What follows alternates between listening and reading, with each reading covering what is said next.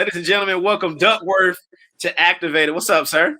What's good? What's good, man? But yeah, Everything's good. I know that when we went to one, I had the concept for it Yeah, since like 2013, which yeah, is pretty much just make a simple album, an album that just make a person feel super good. Like yeah. usually I have all these like complex like stories and shit. That was just like let's just keep it simple and then like just focus on like the spirit of the album. Yeah.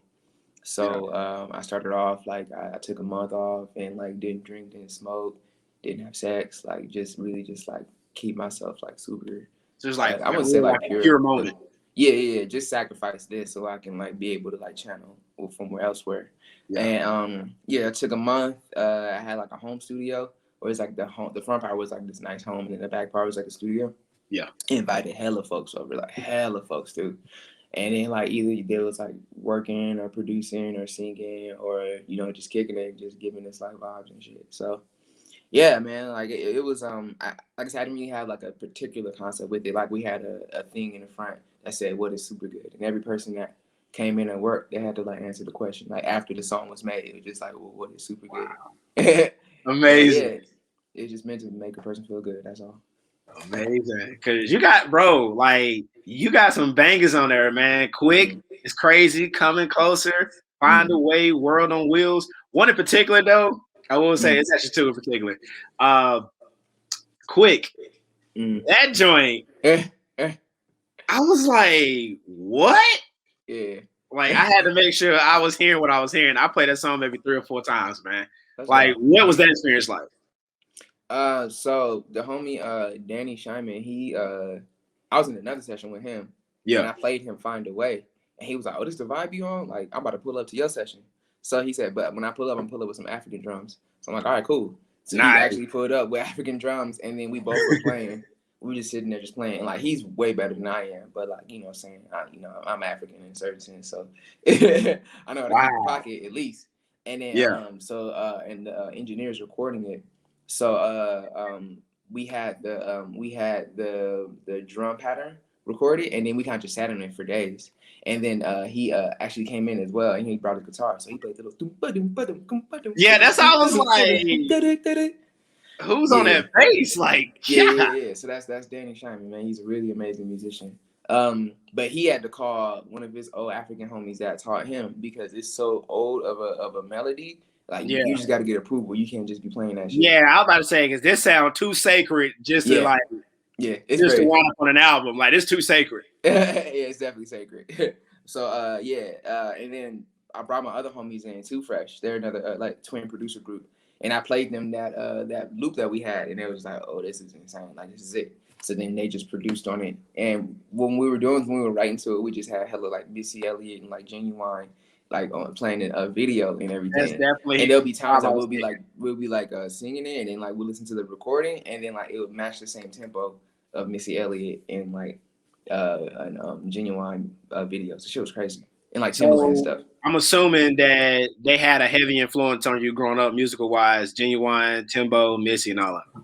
More so Timbo and Missy. Yeah, I Genuine was always around, but I wasn't really big on like R&B until like later on in my life when I had a purpose for R&B. Like when I was like little, you know what I'm saying, running around, watching X-Men and like skating. Like I didn't have no yeah. music for R&B because I wasn't having sex. So it's like it was no purpose for me. But like later on, it made sense.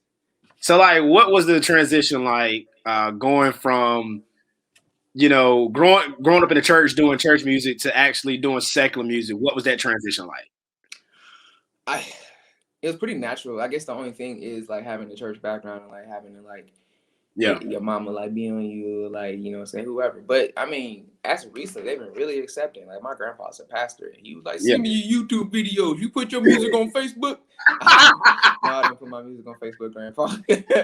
But he's just like, "All right, well, when you make something, send it to me." Like he's so excited and happy. I'm like, "Yo, this is wild." Like thought I would have gotten all type of damnation I for was making just music gonna that's ask secular. you, did they ever give you that ultimate Baptist stare down, like, oh, you really gonna defy the church by doing this? I think I've always been like rebellious. I always been Yeah. rebellious. So I think my mom has always been used to that. Like when I pulled up at like 12 and I like skinned my sides and I had like a mohawk. And You she had a said, mohawk? Oh, I had a mohawk. I have At pictures of it 12? too. At 12, yeah. Oh my Yeah, god. I was going up. But she saw, she was like, yeah, that's my son. And like at church, she would have to like, it would be the mothers. I'd be like, ooh, that baby walking around. And my mom was like, who are you? She would like sit there and bang on them and defend me. So So like she's used so to it. so was it like the usher ladies or just like the regular church mothers that just be sitting around? The church mothers, aunties, and then like I was in the Boy Scouts, and she was like a cub mother or something like that. So it would be like some of them mothers and stuff. It was always Yeah. just moms and aunties, like had everything to say. My mom had to sit there and jab them. Like, damn, back up off me. You Get know what up I'm off saying? me. It's like that boy's creative. What your son doing? Type shit. How do you balance mental health and music? You know, that's a touchy subject with black men now. How does Duckworth balance all that and still be yourself? I mean, music has always been the therapy. I feel, Yeah. but I feel like 2020 has kind of like brought up a lot of hidden and like just issues that I pushed to the side, or it's like Yeah. just found its way to the corner that like kind of affect like the subconscious affects my conscious and my conscious decisions and stuff. So I mean, I feel like low key, black people deserve to have free therapy because it's like there's only so much that we can do. But it'd be nice to talk to people who have the language, and be able to like, okay, cool, this is what's happened, this is what this happened, and then like kind of help you out. But I feel like we deserve therapy. Music does help though, Yeah. but I think we deserve therapy. Hell yeah. Black people deserve free health. Mm-hmm. Mental health. So what like we're coming up on a year of being with this pandemic shit, right? Mm-hmm. We're probably a few days or whatever so away from it. Last year, this time, what was it like for you? How did you cope with being confined to your home, especially with you being out on the West Coast where it was way much worse than it was here in North Carolina? Um, I mean, it was hard. It was like every day. It was like a day by day.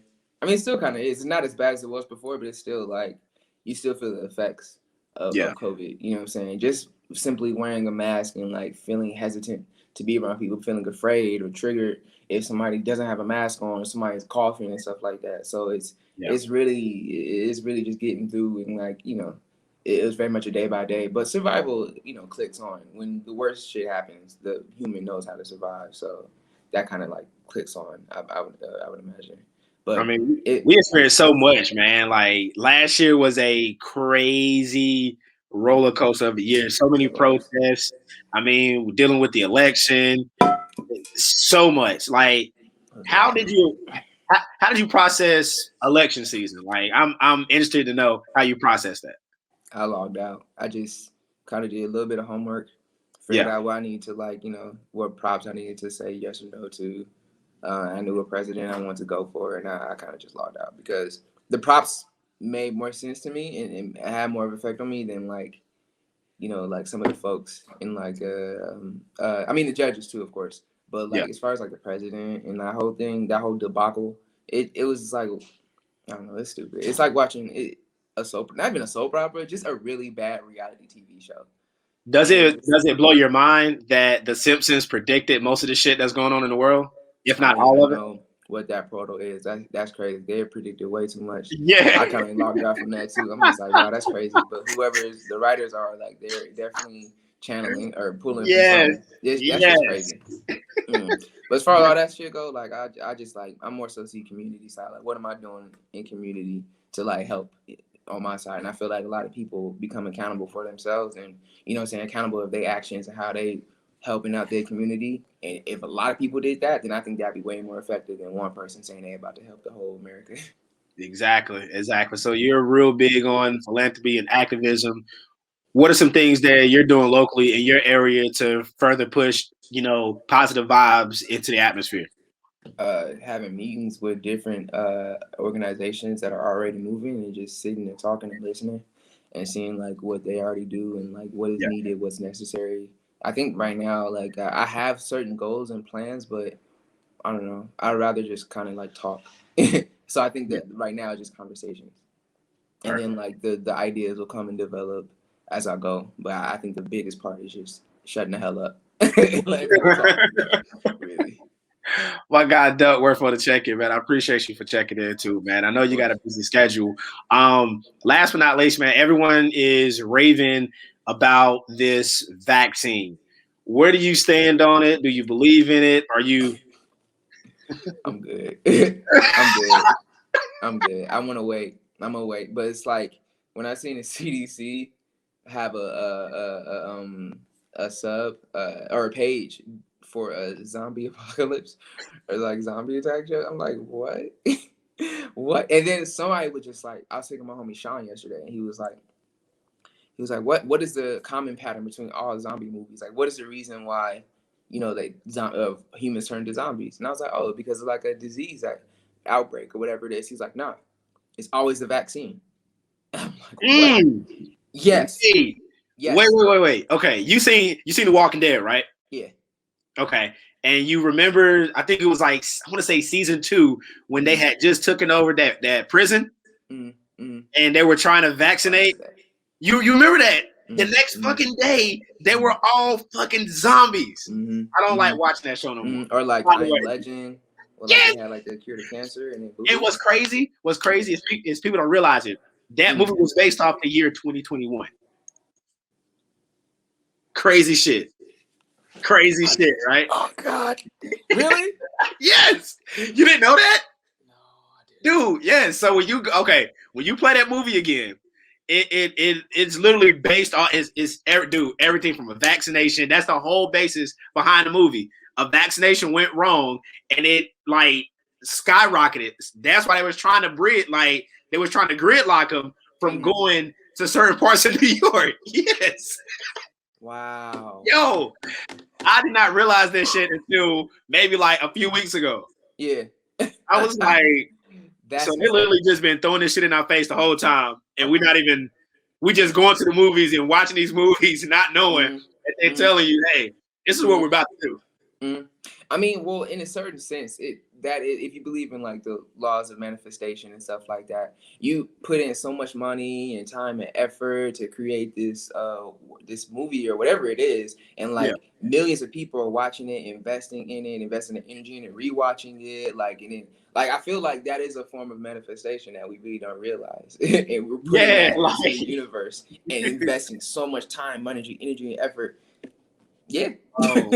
It really has me second guessing like all those movies like The Conjuring, The Omen, like those movies that had sacred meanings to them. Like you could find the messages. I'm like, See, but them, that's reality. I'm like, I come from a church family, and like I've been seeing like possessions since I was little, and you always can tell a person. We ain't gotta go deep into it, but a person who's possessed, they always have their mannerisms are always off. Like the thing is, it's like you will never like see it as much as you feel it. Like when somebody is possessed or dark, it's like a heavy pressure on your chest and your shoulders and stuff. And I remember experiencing when I was younger, so. That shit is very real. That shit is very real.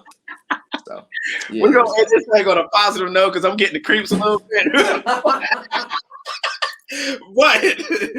but my favorite song off the project, "World on Wheels," man, and it would mean a lot if you could just like sing that because I've been trying to learn that part, the up dump the boogie, that catchy part, and I can't get it, bro. Right. Up dump the boogie and boogie to get the jam. Float in the club. I'm looking like Peter Pans. Niggas at the chatter, they boozy like, damn, how can that be my man? That's the part I was talking about. Oh, okay. Appreciate that, man. Let them know how they can catch you on social media, bro. Hey, look, man, look up Duckwrth, Duckwrth. Don't put an O in that hole. I will find you and kick your ass. WRTH. Duckwrth. You look that up on anywhere. Appreciate the check-in, man. Bless, man.